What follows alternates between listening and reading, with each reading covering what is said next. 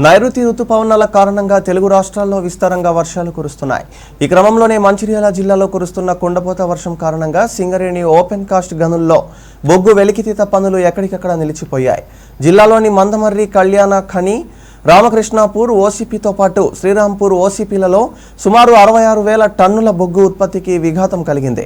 మరోవైపు నుండి ఓసీపీలలో సుమారు 6.50 లక్షల క్యూబిక్ మీటర్ల ఓవర్ బర్డన్ మట్టి వెలికితీత పనులు నిలిచిపోయాయి. వర్షం కారణంగా సింగరేణి సంస్థ ఓబీ కాంట్రాక్టర్లకు చెందిన వాహనాలను సైతం ఎక్కడికక్కడే నిలిపివేశారు.